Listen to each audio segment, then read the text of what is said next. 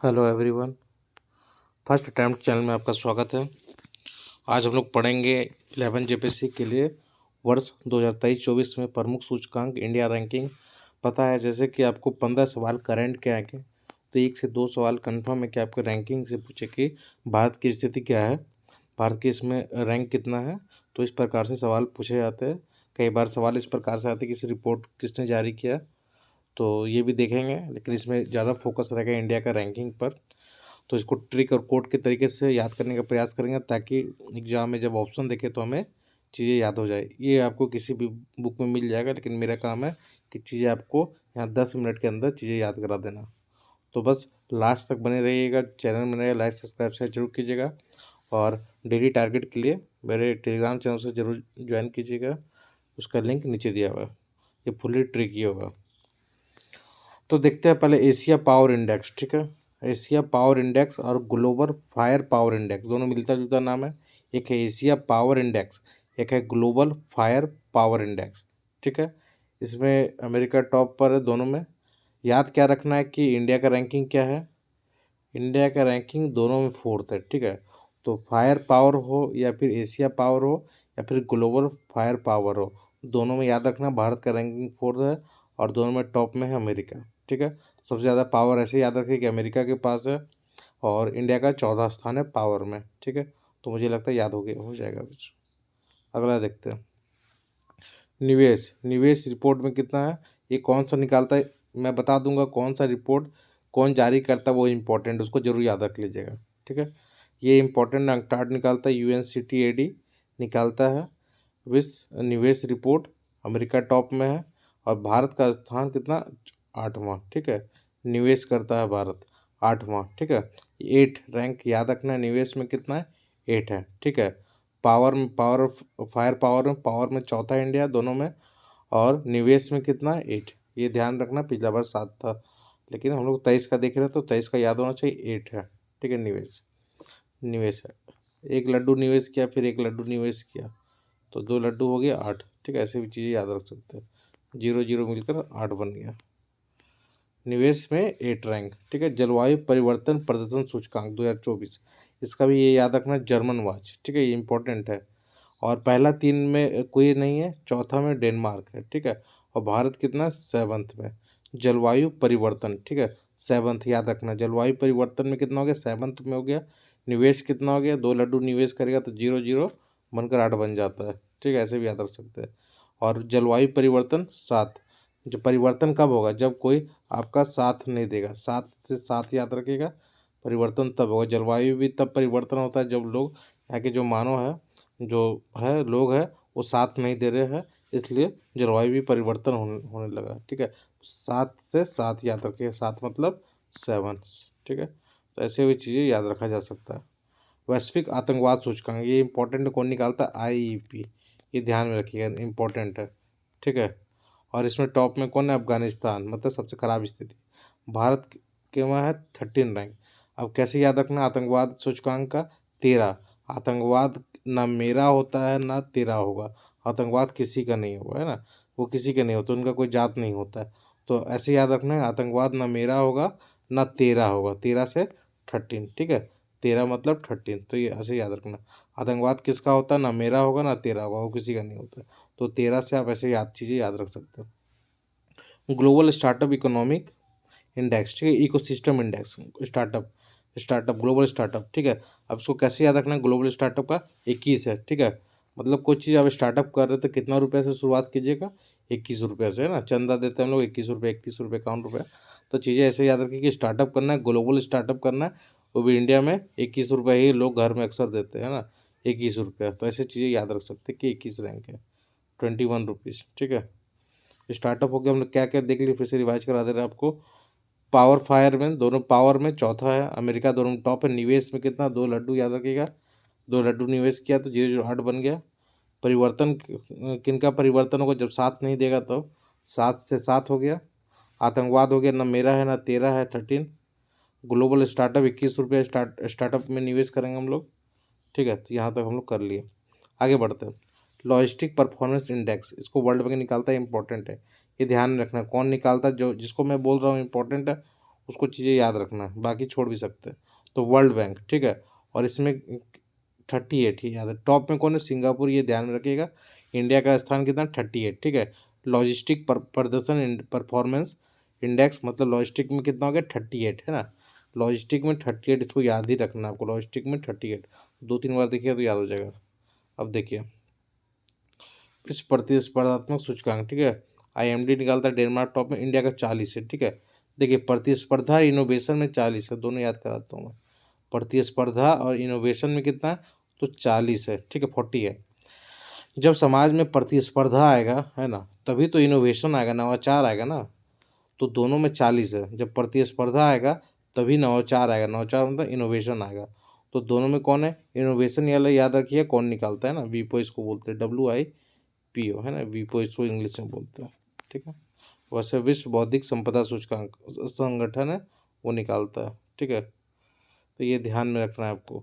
तो हम लोग क्या पढ़ रहे थे? हाँ, पढ़ रहे थे कि जो प्रतिस्पर्धा और इनोवेशन, प्रतिस्पर्धा कब होगा? जब आप 40 के एज में पहुंच जाइएगा तो आपका प्रतिस्पर्धा आपके जो साथी है उनसे होने लगेगा ना, 40 के एज में, ठीक है। और जब आप 40 के एज में पहुंच गए, प्रतिस्पर्धा हो गया आपके, तो आप सोचिएगा कि चलो यार कुछ नवाचार करते, कुछ इनोवेशन करते, कुछ नया करते हैं, है ना।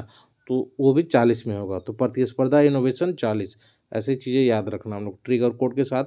बस इसको लास्ट तक बने रहिए, सब याद हो जाएगा आपको यहीं पे। बौद्धिक, ठीक है।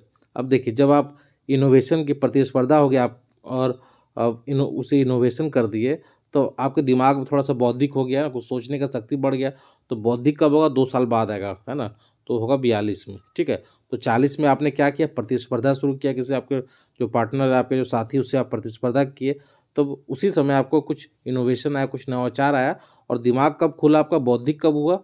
अंतर्राष्ट्रीय बौद्धिक 42 में। इसमें टॉप में याद रखिएगा अमेरिका है, ठीक है, 2 साल बाद 42 में। तो अंतर्राष्ट्रीय बौद्धिक संपदा सूचकांक 42 के 3 एक साथ याद रखना आपको। ये 4 लॉजिस्टिक हुआ 38 में, ठीक है। पर लॉजिस्टिक, आप सोचिए कि आप लॉजिस्टिक में काम कर रहे हैं, ठीक है। वहाँ 38 साल में आप काम कर रहे थे, 2 साल में आपके जो वहाँ साथी थे उनके साथ आपका कंपटीशन हुआ, प्रतिस्पर्धा हुआ, कब? 40 में। उसी समय आपने कुछ सोचा कि चलो इनोवेशन करेंगे, तो वो भी आप सोचा कब? 40 में सोचे। लेकिन आपका जब बौद्धिक विकसित हुआ कब हुआ? तो 42 में हुआ। 38 और 42 से लेकर एक जगह आप याद रख लीजिए इसको, ठीक है। आगे बढ़ते हो। ग्लोबल पेंशन, ठीक है, पेंशन भी आपका, पेंशन कब है? पेंशन आपका 45 में, ठीक है। पेंशन है 45, ठीक है। पेंशन आपको कब से मिलेगा? जब आप 45 साल की एज में पहुंचिएगा तो आपको पेंशन मिलना शुरू हो जाएगा। चीज़ें को ऐसे ट्रिक और कोड बना के रखिए, एक बार से ज़्यादा पढ़ने की जरूरत नहीं है। विश्व डिजिटल प्रतिस्पर्धात्मक सूचकांक, डिजिटल में क्या स्थिति है? तो 49 में। वैसे आपका प्रतिस्पर्धा शुरू हो गया था 40 साल के, लेकिन डिजिटल में शुरू हो गया था 49। बहुत ज़्यादा इंपॉर्टेंट भी नहीं है, लेकिन ध्यान में एक बार देख लेना आपको, तो ये याद रखना है आपको। वर्ल्ड टैलेंट रैंकिंग में क्या है? स्विट्जरलैंड टॉप में 56, 56 इंच का सीना बोलते हैं हमारे प्रधानमंत्री नरेंद्र मोदी, है ना। तो 56, जब उन 56 इंच का कौन बोलते हैं? नरेंद्र मोदी। उनमें तो टैलेंट भरा हुआ है, ये सब जानते हैं, टैलेंट तो है। जैसे भी ये शासन कर रहे प्रधानमंत्री है, तो वो उनके पास टैलेंट है, ठीक है। तो 56 में टैलेंट है ना। जब टैलेंट है तो गुड गवर्नमेंट भी तो वही चला रहा है। तो गुड गवर्नमेंट कितना हो जाएगा? गुड गवर्नमेंट तो 1 साल बाद हो जाएगा, 57 हो जाएगा, है ना, 57 में। तो 56 में टैलेंट याद रखिए, गांधी ऐसे याद रखिए, मोदी जी के पास टैलेंट है। और वो बोलते हैं कि मेरा जो सीना है 56 इंच का है ना। तो 56 याद रखना है आपको। और टैलेंट है उनके पास, तो 1 साल बाद टैलेंट भी है। उसके बाद आपको गुड गवर्नमेंट है ना, गवर्नमेंट चला रहे हैं, गुड गवर्नेंस चला रहे हो, तो 57 में। अब क्या हुआ कि टैलेंट भी है, गुड गवर्नमेंट भी चला रहे हैं, गुड गवर्नमेंट इंडेक्स भी चला रहे हैं। तो उनके उसके बाद क्या है कि अब बोले, अब लोग मांग रहे कि भैया कुछ गवर्नेंस के कुछ और भी काम होना चाहिए। तो बोले ठीक है, ऊर्जा पर काम करते हैं हम लोग। तो 10 साल के बाद वो काम किए, वैश्विक ऊर्जा संक्रमण सूचकांक, ठीक है, 67। तो क्या बताया पहले ऐसे समझिए। वर्ल्ड टैलेंट, यहाँ 3-4 एक साथ हम लोग समझेंगे। टैलेंट किस में? नरेंद्र मोदी जी में, है ना। 56 इंच का चौड़ा सीना है उनका, तो ऐसे याद रख सकते हैं। 1 साल के बाद वो गुड गवर्नमेंट लाए, है ना। तो उनमें 1 साल बाद तो 57 हो गया। अब गुड गवर्नमेंट से बोलने से नहीं होगा, कुछ करना होगा। तो वो क्या किए? ऊर्जा संक्रमण सूचकांक निकाले, वर्ल्ड वैश्विक, ठीक है। तो 10 साल के बाद 67 हो गया, ठीक है। आगे बढ़ते हैं। अब वैश्विक ऊर्जा संक्रमण हो गया 67। अब उसके बाद ऊर्जा तो लाया, खाद भी जरूरी है, सबसे ज़्यादा फूड सिक्योरिटी इंपॉर्टेंट है। तो उसके 1 साल बाद 68, तो 56 हम लोग देख लिए। उसके बाद हम लोग देख लिए गुड गवर्नमेंट, 1 साल बाद 57 देख लिए। उसके बाद हम लोग क्या देख लिए, 10 साल के बाद फिर काम हुआ आपका ऊर्जा संक्रमण, फिर 1 साल के बाद क्या काम हुआ आपका खाद्य सुरक्षा 68। तो चीज़ें ऐसे याद रखना है। फिर आगे बढ़ते हैं। अब देखिए और क्या है, कौन सा बचा, 68 हो गया। लॉ इंडेक्स याद रखिए कौन निकालता है, वर्ल्ड जस्टिस प्रोजेक्ट इंपॉर्टेंट है, इसको ध्यान में रखिएगा। डेनमार्क टॉप में, इंडिया का 79 है, ठीक है। Law rule of law index, rule of law index, rule of law index important है, 79 है इंडिया, ठीक है। 7 को 9 कर देता है रूल में, या नियम में इतना छेड़छाड़ होता है कि जहाँ 7 है उसको 9 कर देता है, ठीक है, 79। ऐसे ही भी चीज़ अब ट्रिक बना के, या आपके पास और बेहतर ट्रिक है तो आप भी बना सकते हो। मैं ऐसे ही चीज़ों को याद करता हूँ ताकि याद रह जाए ऑप्शन जब देखूँ तो, ठीक है। याद रखना है रूल ऑफ लॉ इंडेक्स को 79, ठीक है। भ्रष्टाचार को देखिए, भ्रष्टाचार बोध सूचकांक में ये कौन निकालता है, इंपॉर्टेंट है, ट्रांसपेरेंसी इंटरनेशनल निकालता है, डेनमार्क टॉप में 93। जब भ्रष्टाचार कोई करेगा तो सरकार से मिला उसको 9 रुपया, ठीक है, वो क्या कर देगा उसको बना देगा 3 रुपये। 9 को 3 मतलब 1/3 पैसा खा जाता है वो, ठीक है। 9 रुपये का वो 3 रुपये बना देता है, ठीक है। भ्रष्टाचार तो कितना हो गया 93, याद रखना है आपको। 9 रुपये का क्या कर देगा भ्रष्टाचार में 3 रुपया कर देता है, ठीक है। बीच का 6 रुपया वो खा जाता है ना। तो ऐसे याद रख सकते हैं, 9 रुपये को क्या किया भ्रष्टाचार में 3 रुपये बना दिया, तो 93, ठीक है। ऐसे भी ट्रिक बना सकते हैं आप। अब देखिए ग्लोबल हंगर इंडेक्स, ठीक है। इसमें क्या है, इसमें 111 कैसे याद रखना, हंगर, हंगर 3 लोग था, बोला आप हंगर है भूखे, बोले हाँ। आप भूखे, बोले हम भी भूखे, तो ये भी ठीक हुआ। आप भूखे हम भी भूखे हुए, तो तीनों, ठीक है, तीनों भूखे हैं। हंगर इंडेक्स मतलब 111 रैंक, ठीक है। 3 इंसान है, तीनों भूखे हैं, तो इससे पता चलता है 111, 111 स्थान है किसमें, ग्लोबल हंगर इंडेक्स में। याद रखना 111, 111, आप भूखे हैं हम भी भूखे हैं ये भी भूखे हैं, तीनों, ठीक है। वैश्विक सतत विकास रिपोर्ट, ये कितना, इसमें कौन सा है, कौन निकालता सतत विकास समाधान रिपोर्ट, फिनलैंड टॉप में, सतत विकास में 112, ठीक है। 11 में सब भूखे हैं, लेकिन उसके बाद बोलते हैं कि हम लोग सतत विकास करेंगे, सोचिए कैसे पॉसिबल है। तीनों भूखे हैं उसके बाद बोलते हैं सतत विकास, ठीक है। 112, ठीक है। किड्स राइट 115 बहुत इंपॉर्टेंट है, ये इंपॉर्टेंट है। फिर आर्थिक स्वतंत्रता सूचकांक, ठीक है। आर्थिक में टॉप में कौन है, सिंगापुर। आर्थिक में कितना है इंडिया का, 131, 131 आर्थिक में, 131 रुपये से आर्थिक सूचकांक, 131 आर्थिक सूचकांक, ठीक है। 131 आर्थिक सूचकांक, ठीक है। 131 आर्थिक सूचकांक से 2 बार बोलिए, याद रखिए।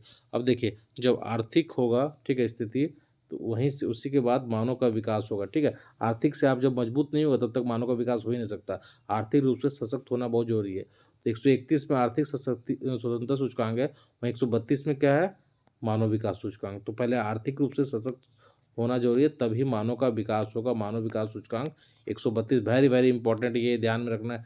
मानव विकास सूचकांक कौन निकालता है, ये भी इंपॉर्टेंट, यूएनडीपी द्वारा। स्विट्जरलैंड टॉप है, बहुत इंपॉर्टेंट, 132 है। और 2020 में यहाँ लिखा हुआ है 131 था, ये ध्यान में रखना है कि 132। स्कोर भी याद रखना है, 0.6 कुछ है, वो भी स्कोर ध्यान में आपको रखना है, ठीक है। तो ये इंपॉर्टेंट है, जो मैं इंपॉर्टेंट बोल रहा हूँ सही में इंपॉर्टेंट है, ठीक है। आर्थिक रूप से पहले होगा तभी मानव का विकास होगा। शांति, शांति, और आप ऐसे पढ़ सकते हैं, शांति और खुशहाली दोनों एक साथ आएगा समाज में। जब भी समाज में शांति आएगा तभी समाज में खुशहाली आएगा, ठीक है। अब दोनों का हम लोग देखते हैं कितना में, दोनों 126 में, ठीक है। दोनों 126 में है, कौन निकालता है, खुशहाली वाला इंपॉर्टेंट है।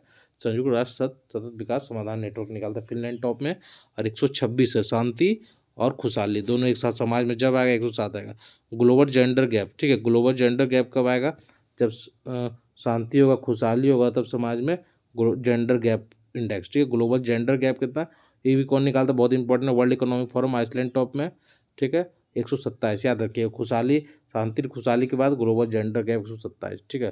प्रेस, प्रेस 161 टॉप में कौन है, नॉर्वे, इंपॉर्टेंट है, कौन निकालता है, ये वेरी इंपॉर्टेंट है, रिपोर्टर्स विदाउट बॉर्डर एनजीओ है वही निकालता है, ठीक है। नॉर्वे टॉप में 161, याद रखिए। प्रेस में 161, ठीक है। प्रेस में 161, ये ध्यान में रखना है आपको, ठीक है। पर्यावरण प्रदर्शन सूचकांक, world economic forum, Denmark top में 180।